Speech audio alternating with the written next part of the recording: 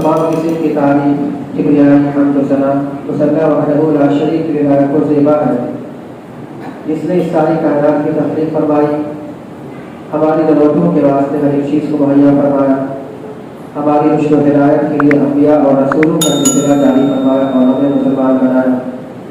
درود و سلام تعلیم و تمام انبیاء کرام علیہ الصلوۃ والتسلیم پر، خصوصاً امام کائنات امام الانبیاء افضل البشر خاتم النبیین شفیع المذنبین رحمۃ للعالمین محمد صلی اللہ علیہ وسلم پر۔ اللهم صل على محمد وعلى ال محمد كما صليت على ابراهيم وعلى ال ابراهيم انك حميد مجيد۔ اللهم بارك على محمد وعلى ال محمد كما باركت على ابراهيم وعلى ال ابراهيم انك حميد مجيد۔ معزز حاضرین جماعت، عزیز بچوں، خطبہ مسنونہ کے بعد سورہ یوسف آیت نمبر 106 کی تلاوت آپ کے سامنے کی گئی۔ گزشتہ 14 ہفتوں سے مسلسل اسی آیت کریمہ کی روشنی میں مسلمانوں کے نظریات، ان کی سوچ اور ان کے عقیدے کے تعلق سے بہت ساری باتیں بتائی گئی اور بتایا گیا کہ ایک انسان بھلے سے شرک نہ کرتا ہو اور بیت اللہ کی پرستش نہ کرتا ہو، لیکن سوچ کے اعتبار سے کیسے آدمی مشرک بن جاتا ہے، اور اس کی بہت ساری مثال آپ کے سامنے میں بتائی گئی۔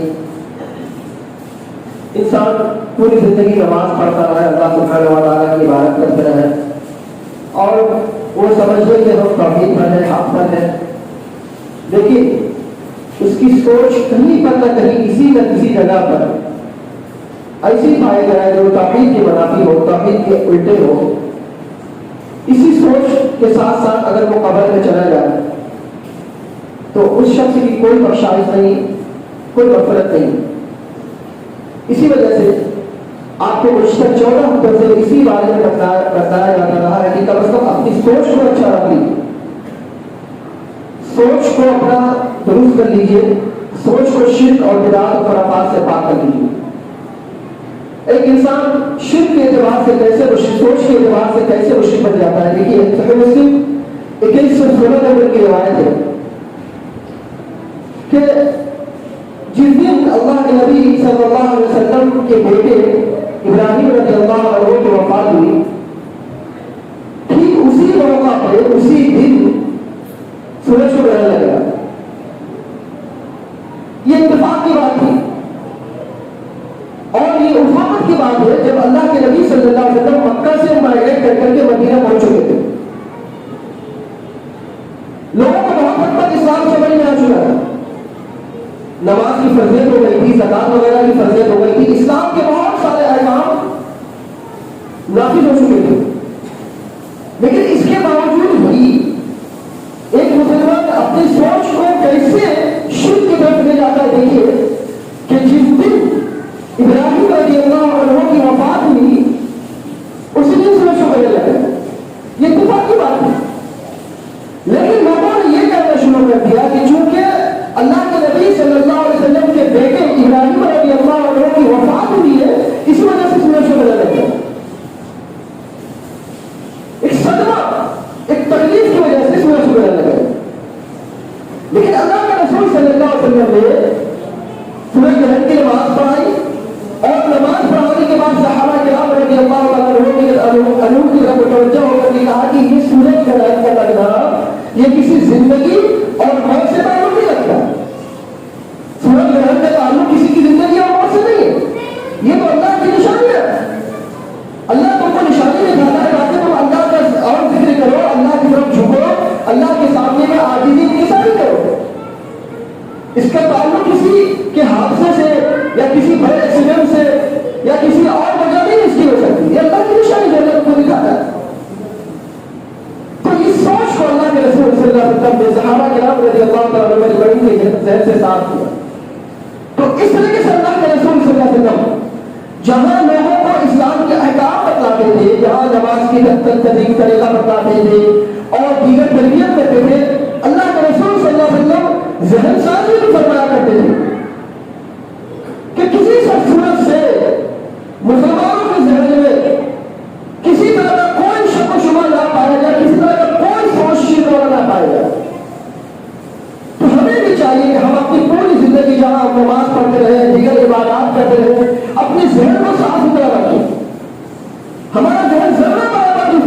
کے کہ جس سے شرک لازم آتا ہوا.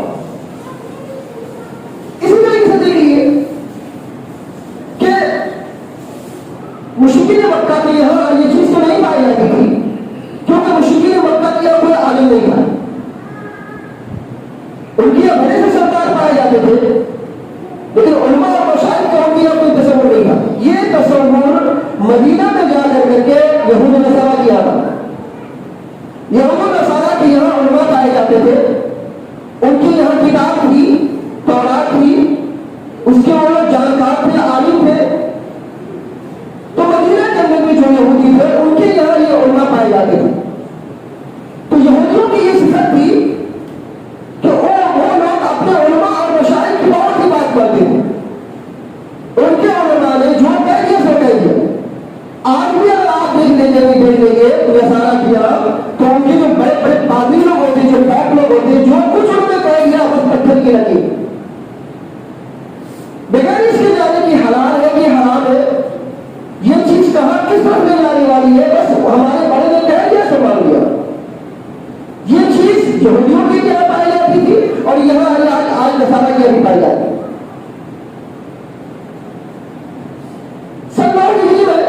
علی بن حاتم رضی اللہ تعالیٰ عنہ جب اللہ کے رسول صلی اللہ علیہ وسلم کی خدمت میں حاضر ہوئے اسلام لانے کی غرض سے، تو ان کے سونے ان کے گلے میں سونے کا سلیب لٹکا ہوا تھا، یہودیوں کا سلیب لٹکا ہوا تھا. اللہ کے رسول صلی اللہ علیہ وسلم نے یہ کہہ کر کے ان کے گلے سے سلیب اتار دیا کہ یہ بت ہے، یہ اس بت کو نکال کر کے پھینک دو. اور اللہ کے رسول صلی اللہ علیہ وسلم نے سورہ توبہ آیت سورہ نمبر 9 آیت نمبر 31 کی تلاوت فرمائی، اتخذوا احبارهم ورهبانهم اربابا من دون اللہ، کہ ان یہودیوں نے اللہ کو چھوڑ کر کے اپنے علماء اپنے مشائخ کو رب بنا دیا. علی بن حاتم رضی اللہ تعالیٰ عنہ صحیح ترمذی کی روایت ہے، جامع ترمذی کی روایت ہے، 3095 نمبر کی صحیح درجے کی روایت ہے. انہوں نے اللہ کے رسول صلی اللہ علیہ وسلم سے پوچھا کہ اے اللہ کے نبی صلی اللہ علیہ وسلم، اللہ سبحانہ و تعالیٰ نے ارشاد فرمایا کہ اتخذوا احبارهم ورهبانهم اربابا من دون اللہ. میں جانتا ہوں انہوں نے اپنے علماء اور اپنے مشائخ کو کبھی رب نہیں بنایا، کبھی اس کی پرستش نہیں کی، کبھی اس کو معبود نہیں بنایا. اللہ کے نبی صلی اللہ علیہ وسلم نے پوچھا اچھا یہ بتلاؤ ان کے علماء جس چیز کو حلال کرتے تھے وہ لوگ حلال کہہ دیتے تھے اور جس چیز کو حرام ٹھہرا دیتے تھے وہ لوگ اس کو حرام قرار دیتے تھے؟ کیا بات تھی؟ ان کے یہاں چیز پائی جاتی تو ان کے علماء نے جو کچھ کہہ دیا سو وہ لوگ ان کو بات مان لیتے تھے. اللہ کے رسول صلی اللہ علیہ وسلم نے فرمایا کہ یہی تو رب بنانا ہوا اپنے علماء اور مشائخ کو. ان کے علماء چاہے کچھ بھی کہہ دیں، اس چیز کی کوئی پرواہ نہیں، حلال ہے کہ حرام ہے اس کو جانے بنا بالکل اپنے علماء پر مکمل طور سے اعتماد کر کے ان کی بات کو پتھر کی لکیر جان کر کے ان کو ان پر عمل کرنا، یہی تو رب بنانا ہوا. قرآن کریم اسی آیت میں اللہ سبحانہ و تعالیٰ نے ارشاد کیا اتخذوا احبارهم ورهبانهم اربابا من دون اللہ. یہ چیز آج بھی ہم مسلمانوں کے یہاں پائی جاتا ہے کہ جو ہمارے بڑے ہیں، ہمارے بزرگ ہیں، ہمارے علماء ہیں، جو جتنا بڑا عالم، جو جتنے بڑے مسجد کا امام و خطیب، جو جتنا بڑا خانقاہ کا مرید، اور جو جتنا بڑا پیر، اور پھر جو جتنا بڑا کسی مزار کا نظر کا مجاور، لوگ اس کو جا کر کے اس کے قدموں پہ اپنا سر رکھ دیتے، اس کو چومتے، ان کے سامنے ادب احترام کے سامنے میں بیٹھتے، لوگ ان کی پوری پیری وہی اختیار کرتے، اب جو انہوں نے کہہ دیا سب اس کو مانے. فلاں تاریخ کو فلاں جگہ پہ نیاز کرنا ہے تو جا کر کے نیاز کریں گے، اپنے گھر کی چوکھٹ کو ادھر سے ادھر بدلنا ہے تو بدلیں گے، یہ کرنا ہے تو کرنا ہے، جس تاریخ کو نکاح کرنا ہے تو اسی تاریخ کو نکاح کریں گے. تو گویا کہ ان کے عالم، ان کے پیر اور ان کے مشائخ جو کچھ کہہ گئے بالکل پتھر کی لکیر، چاہے وہ قرآن و حدیث کے خلاف ہی کیوں نہ ہو. ہمارے علماء کہہ رہے ہیں کیا غلط کہہ رہے ہو، اتنے پہنچے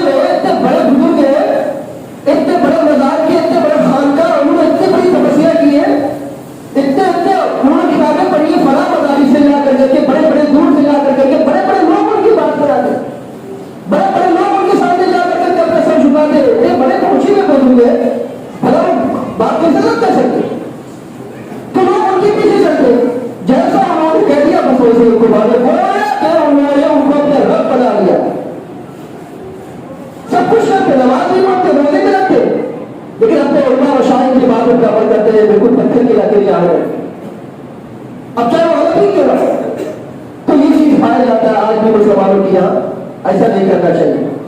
اگر پوری زندگی ایسا کرتے کرتے دنیا سے چلا گیا, قبر میں چلا گیا, تو اس کی کوئی مغفرت نہیں, کوئی بخشائش نہیں. اس لیے اپنے علماء مشائخ کا احترام کیجیے, اپنے بزرگوں کی قدر کیجیے, لیکن قدر اس حد تک نہیں ہونی چاہیے کہ بس جو بات مکان جو کہتے ہیں ان کو مانو. یہ تو کچھ عام جو جاہل لوگ ہیں ان کی بات ہے, لیکن کچھ پڑھے لوگوں کا پڑھے لکھے لوگوں کی دلیل یہ ہوتی ہے کہ ٹھیک ہے ہمارے علماء مشائخ ہمارے بڑے بزرگ انہوں نے جو کہا ہے غلط تو نہیں کہا ہوگا, اگر غلط کہہ بھی دیا ہے تو اللہ کیا ان کی پکڑ ہوگی نا, ہماری کوئی پکڑ نہیں ہوگی. ہم تو بچ جائیں گے یہ کہہ کر کہ بھائی ہم ان کی بات مانتے تھے, ہم دین کے احکام کہاں سے سیکھیں گے, انہیں طرف سیکھیں گے, یہی تو ہم کو بتائیں گے, یہی تو ہمارے رہبر ہے. کچھ لوگوں کا یہ خیال ہوتا ہے, لیکن دیکھا جائے کہ یہ سارا کا سارا معاملہ شرک کے زمرے میں آتا ہے. اللہ سبحانہ و تعالیٰ قرآن مجید میں سورہ توبہ آیت نمبر 9 سورہ نمبر 9 آیت نمبر 21 میں ارشاد فرمایا اتخذوا احبارهم ورهبانهم اربابا من دون اللہ. آج بھی جو مسلمان اس طریقے سے حرکت کرتا ہے وہ اس آیت کے زمرے میں آتا ہے کہ انہوں نے اللہ کو چھوڑ کر کے اپنے علماء اپنے مشائخ کو رب بنا لیا. اسی طریقے سے ہم مسلمانوں کی یہی چیز پائی جاتا ہے کہ لوگ اکثریت کے پیچھے چلتے ہیں, لوگ جدھر جا رہے ہیں ہم مفتی پر چلتے ہیں. قرآن کریم میں سورہ نام آیت سورہ نمبر 6 آیت نمبر 116 میں اللہ سبحانہ و تعالیٰ نے نبی کریم صلی اللہ علیہ وسلم کو مخاطب کرتے ہوئے ارشاد فرمایا کہ وَإِن تُطِعْ أَكْثَرَ مَن فِي الْأَرْضِ يُضِلُّوكَ عَن سَبِيلِ اللَّهِ. اے نبی کریم صلی اللہ علیہ وسلم دیکھ لیجیے, اگر آپ بھی اکثریت کی اتباع پیروی کریں گے, اگر آپ بھی اکثریت کی بات کریں گے, اکثریت کی بات بولیں گے, دنیا کے اندر میں جتنے زیادہ لوگ ہیں ان کے پیچھے چلیں گے, یضلوک عن سبیل اللہ, یہ زیادہ تر لوگ آپ کو اللہ کے راستے سے گمراہ کر دیں گے. اکثریت کے پیچھے چلنا یہ گمراہی کا سبب ہے. اور اکثر لوگوں کے بارے میں قرآن کریم میں سورہ انعام اور سورہ نمبر 6 آیت نمبر 111 میں اللہ سبحانہ نے کیا شرط ہے وَلَكِنَّ أَكْثَرَهُمْ يَجْهَلُونَ. اکثر لوگ جاہل ہیں, اکثر لوگ جہالت کے شکار ہیں.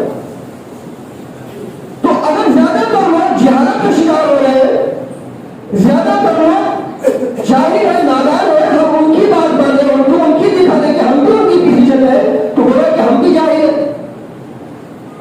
قرآن کریم میں اللہ سبحانہ و تعالیٰ نے کئی مقامات پر ارشاد فرمایا لوگوں کی اکثریت ایسی ہے جو حق کو جانتی نہیں ہے, لوگوں کی اکثریت ایسی ہے جو ناشکری ہے, لوگوں کی اکثریت ایسی ہے لا یعلمون جو کہ جانتی نہیں ہے, لوگوں کی اکثریت ایسی ہے جو راستے سے بھٹکی ہوئی.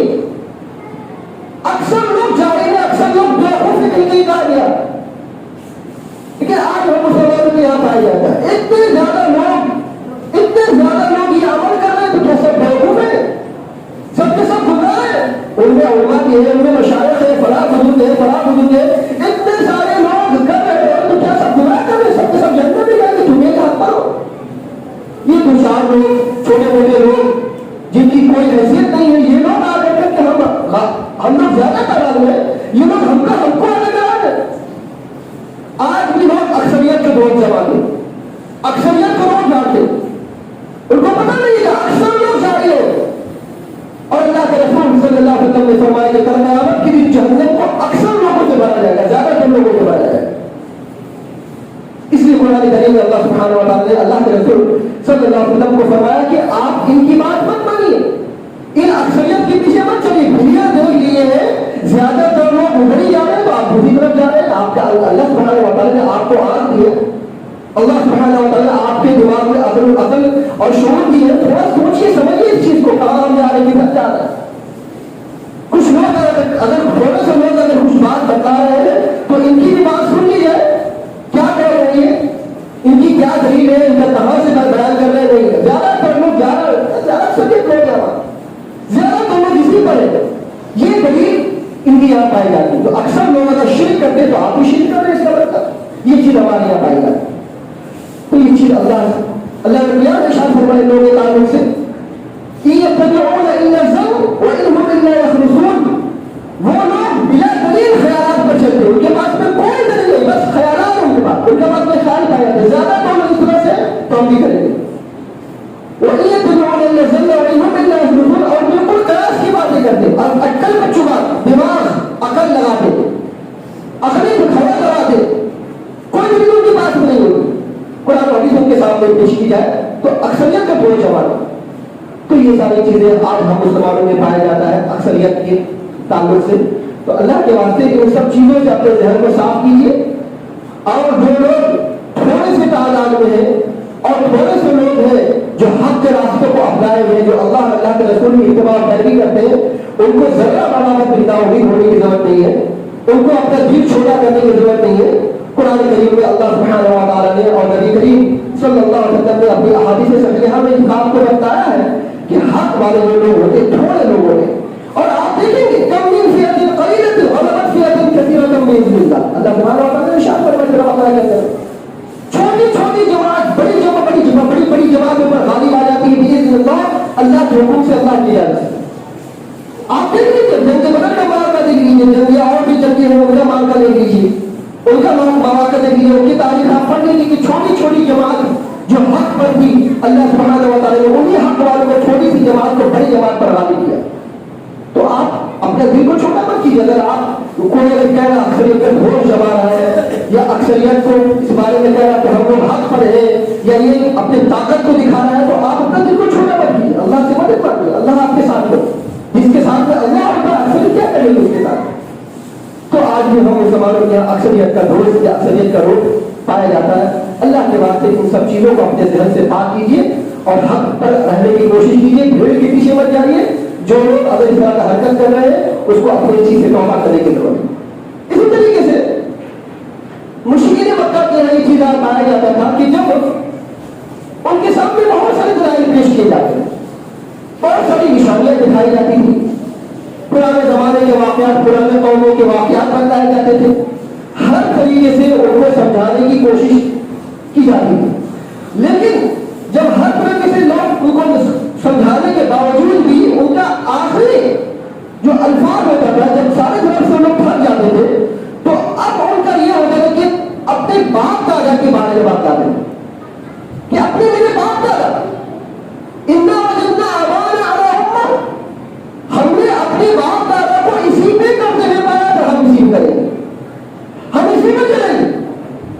کوئی دلیل ان کے پاس میں نہیں، کوئی حجت ان کے پاس میں نہیں ہے. ان کے سامنے میں ساری باتوں کو پیش کر دیا جاتا تھا اور ساری باتوں کے سامنے میں نوجوان ہو جاتے تھے، بس ایک ہی بات کہتے تھے، ہم اپنے باپ دادا کی دلوں کیسے چھوڑ دیں، میرے باپ دادا کرتے ہوئے آئے.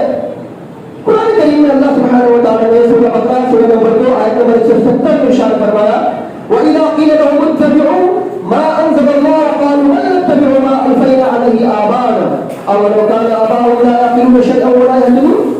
اللہ نے ارشاد فرمایا، اور جب ان سے کہا جاتا تھا کہ اللہ سبحانہ و تعالیٰ نے جو اتارا ہے، جو نازل کیا ہے، اسی کی اتباع پیروی کرو.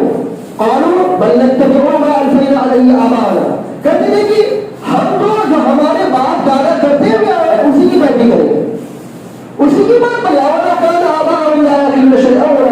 اللہ سبحانہ و تعالیٰ ارشاد فرماتا ہے کیا ان کے باپ دادا کچھ شکریہ عقل نہیں رکھتے تھے اور نہ ہدایت یافتہ تھے، نہ ہدایت پر تو بھی ہم اپنے باپ دادا کی بات مانیں گے.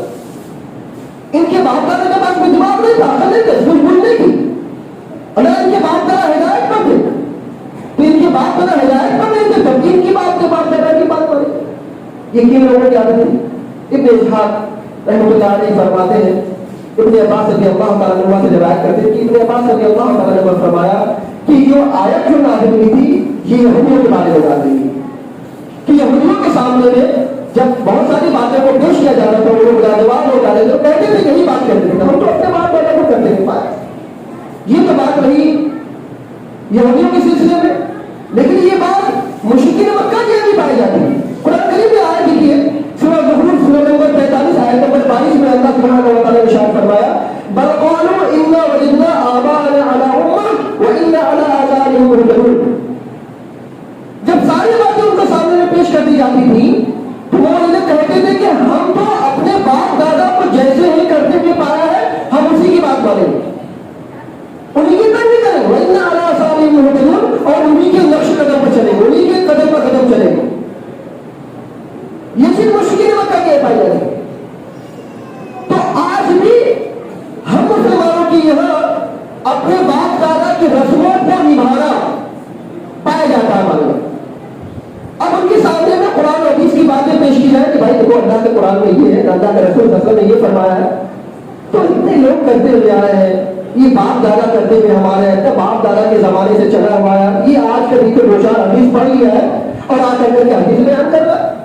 یہ نئے نئے لوگ نئے نئے فرقہ نئی نئی باتیں اتنے دن سے ہم لوگ سنتے ہوئے آئے, کبھی کوئی بات نہیں, سارے کے سارے لوگ اسی پہ عمل کرتے ہوئے آ رہے تھے.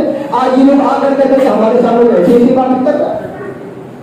کیا باپ دادا گمراہ کے لوگ ملنے میں اتنے بڑے سوچ بھی ہمارے باپ دادا تھے رکھے, فلاں جگہ سے ڈگری حاصل کری, اتنے ان کے نفس پکڑ کر دیتے تو پہچان دیتے کہ اس کو کیا بیماری ہے. اتنے بڑے نفس شناس تھے, اتنے دور اندیش تھے, اتنے بڑے بزرگ تھے, کیا وہ سب گمراہ تھے؟ ابھی دیکھ لیجیے کہ رجب کا مہینہ چل رہا ہے, ابھی شعبان کا مہینہ آئے گا, فروری شعبان کو دیکھ لیجیے, گھر گھر میں حلوہ پکے گا, گھر گھر میں نیاز فاتحہ ہوگا, اور پتہ نہیں کیا کیا بدعت و خرافات ہوگی. ان کے سامنے میں قرآن و حدیث کی باتیں پیش کی جائیں گی. قرآن میں ایسا نہیں ہو نہیں ہے. اللہ کے رسول صلی اللہ علیہ وسلم نے کسی حدیث صحیحہ سے نہیں ملی. باپ دادا ہمارے پکاتے حلوہ پکاتے ہوئے آئے تو کیا ہم اس کو چیز کو چھوڑ دیں؟ ہمارے باپ دادا نیاز فاتحہ کرتے ہوئے اور اس چیز کو کام کر دیں؟ اتنے لوگ کر رہے, بڑے بڑے علماء جو ہے, کبھی کسی عالم نے بھی بولا ہی نہیں کیا ان کو, کیا کبھی کسی نے بڑے بڑے عالم نے کبھی کچھ بولا ہی نہیں, تو ہم ان کی بات آپ کے نام کیسے مان رہے ہیں؟ آج آپ آئے ہیں, آپ کسی نہ مدرسے سے فارغ ہے یا کسی ادارے سے فارغ ہے, نہ آپ کے پاس کسی کو سند ہے یا سرٹیفکیٹ ہے, دو چار حدیثوں کو پڑھ لیا آ کر کے بیان کر رہے ہیں, یہ کیا بات؟ تو آج بھی باپ دادا کی پیروی ہم مسلمانوں کے یہاں پایا جاتا ہے. ہم لوگ باپ دادا کی اتباع پیروی کرتے ہیں. اس کے علاوہ اور یہ بھی ہے کہ تقلید کرتے اپنے علماء, اپنے مشائخ کی, اپنے علماء کی بات مان لیں گے. یہ چیز مسلمانوں کے یہاں پائی جاتا ہے. تو اللہ سبحانہ و تعالیٰ نے قرآن مجید میں ارشاد فرمایا کہ دیکھیے کہ یہ لوگ جب ان کے سامنے میں اللہ کی آیات کو پیش کیا جاتا تھا تو کہتے ہیں کہ ہم لوگ اپنے باپ دادا کی پیروی کریں گے. تو آج بھی جو لوگ قرآن و حدیث کو پسے پوش ڈال کر کے اپنے باپ دادا کی اتباع کرتے, اپنے باپ دادا کی بات مانتے ہیں, تو یہ لوگ بھی گمراہ ہیں. یہ مشکل مکہ کی روش تھی, وہ لوگ اپنے باپ دادا کی دین پر چلتے تھے. تو آج بھی اگر آپ کے باپ دادا گمراہ تھے, آپ کے باپ دادا تک دین نہیں پہنچا تھا, آپ کے باپ دادا تک صحیح قرآن و حدیث کی باتیں نہیں پہنچی تھی, آپ کے باپ دادا نہیں جانتے تھے, تو آپ کے اسی چیز پر کر رہے ہیں, تو بولے کہ آپ کی گمراہ ہے, آپ کے شرک کرتے ہیں. تو یہ چیز ہم مسلمانوں کے یہاں پائی جاتی ہے. اللہ کے واسطے اپنے ذہن کو صاف کرنے کی ضرورت ہے. نہیں تو فلاں لوگ کیا کہیں گے, محلے والے کیا کہیں گے, برادری والے کیا کہیں گے, فلاں ہمارا رشتہ دار کیا کہے گا, دیکھو یہ وہابی ہو گیا, دو چار حدیث پڑھ لیا, پتہ نہیں کس کے سنگت میں رہ رہا ہے, کس کی بات مان رہا ہے, کہاں کس کی طرف جا رہا ہے, آ کر کے ایسی ایسی باتیں کر رہے ہیں. ہمارے باپ ذرا ایسے کرتے ہوئے آئے, ہم لوگ ہمارے گھر میں اس طرح ہوتا ہوا چلا آیا ہے. تو یہ چیز ہم گھروں میں, ہمارے گھروں میں یہ چیز ہمارے پائی جاتی ہے. ہم لوگ اپنے والدین کو, اپنے گھر کے رشتہ داروں کو سمجھانے کی کوشش کرتے ہیں, تو ہمارے والدین اس طرح کی دلیل پیش کرتے ہیں. اللہ کے واسطے ان کو حکمت کے ساتھ بتلائیے ان کو, کہ دیکھیے کہ اگر ہمارے باپ دادا اس طرح کا ان کو تک دین نہیں پہنچا تھا, وہ لوگ سنی باتیں پر عمل کرتے تھے, کیا ہم بھی اس طرح حرکت کریں, ہم بھی اس ان کی بات مانیں؟ نہیں, ہمیں اللہ نے دماغ دیا, اللہ نے ہمیں سمجھ بوجھ کی صلاحیت دی ہے, اللہ نے ہمیں قوت بخشی ہے, اللہ نے ہمیں دل دماغ دیا ہے. تھوڑا سمجھے سمجھنے کی کوشش کریں. قرآن میں اللہ نے فرمایا ہے, اللہ کے رسول صلی اللہ علیہ وسلم کی احادیث صحیحہ میں یہ بات موجود ہے, ہم ان کی پیروی کریں. ہم نے لا الہ الا اللہ پڑھا ہے, اللہ کا کلمہ پڑھا, اللہ کی وحدانیت کا کلمہ پڑھا ہے, رسول اللہ صلی اللہ علیہ وسلم کی رسالت کی گواہی دی ہے, ان کی بات مانیں گے نا. تو ان کو بڑے حکمت کے ساتھ, بڑے اچھے انداز میں سمجھانے کی ضرورت ہے, ان کو بتانے کی ضرورت ہے کہ باپ دادا کی روش میں بچ چلی ہے. مشرکین مکہ چلا کرتے تھے. اگر اس طریقے سے اگر آپ نماز روزہ کرتے ہوئے, دیگر عبادات کرتے ہوئے باپ دادا کے روش کو چلتے رہے, باپ دادا کے نقش قدم کو چلتے اگر آپ قبر میں پہنچ گئے, تو معاف کیجیے, آپ کی کوئی بخشاش نہیں, آپ کی کوئی مغفرت نہیں. ان سب چیزوں سے ہم سب لوگوں مسلمانوں کو بچنے کی ضرورت ہے, اور ان سب چیزوں کے اپنے گھر والوں کو سمجھانے کی ضرورت ہے, اور دعا کرنے کی ضرورت ہے. ہم تمام مسلمانوں کو ان تمام نظریات اور سوچ سے بچنے کی توفیق عطا فرمائے. اور بہت ساری باتیں ہیں مسلمانوں کے تعلق سے جو آج مسلمانوں کے یہاں غلط سوچ پایا جاتا ہے. انشاءاللہ رمضان سے پہلے زندگی قائم رہی تو اور بہت ساری باتیں آپ کو بتلائی جائیں گی، موٹی موٹی باتیں جو مشاہدے میں آتی ہیں، جو دیکھنے میں آتی ہیں، وہ آپ کو بتلائی گئی، اور انشاءاللہ اور بہت ساری باتیں جو ہم لوگ سمجھ نہیں پا رہے ہیں، ان چیزوں کو آپ کو قرآن و حدیث کی صحیح حدیث کی روشنی میں بتلانے کی ضرورت ہے۔ انشاءاللہ آئندہ خطبے میں ان ساری باتوں کی تفصیلات آپ کے سامنے میں آئیں گی۔ اللہ سبحانہ و تعالیٰ سے دعا ہے اللہ سبحانہ و تعالیٰ ہم سب کو شرک سے بچنے کی توفیق عطا فرمائے۔ یا عالمین ہم تمام مسلمانوں کو شرک والے تمام سوچ، شرک والے تمام نظریات اور شرک والے تمام عقیدے سے بچنے کی توفیق عطا فرمائے۔ یا عالمین ہم میں جو بیمار ہیں انہیں شفا کاملہ عطا فرمائے۔ یا عالمین جو قرض دار ہے انہیں اپنے اسباب سے قرضہ ادا کرنے کی توفیق عطا فرما۔ یا عالمین جو مصیبت میں پریشان ہیں یا عالمین تو ان کو رہائی کا اسباب عطا فرما۔ یا عالمین ہمارے بچے اور بچیوں کی حفاظت فرما۔ یا عالمین ہمارے اسلامی شاعر کی حفاظت فرما۔ یا عالمین ہمارے مساجد اور ہمارے مدارس کی حفاظت فرما۔ یا عالمین ہمارے علماء کی حفاظت فرما۔ یا عالمین جو اپنے بچے اور بچیوں کے رشتوں کے تعلق سے پریشان ہیں یا عالمین تو ان سب کی مدد فرما اور ان کے رشتے کے تعلق سے کوئی اسباب مہیا فرما۔ یا عالمین جب تک ہم جیے کتاب اللہ اور سنت رسول اللہ صلی اللہ علیہ وسلم پر عمل کرتے ہوئے جیے، اور جب ہمارا خاتمہ ہو دینی دونوں پر عمل کرتے ہوئے ہمارا خاتمہ ہو۔ اقول قولی ھذا واستغفر اللہ لي ولكم ولسائر المسلمين واخر دعوانا الحمد لله رب العالمين۔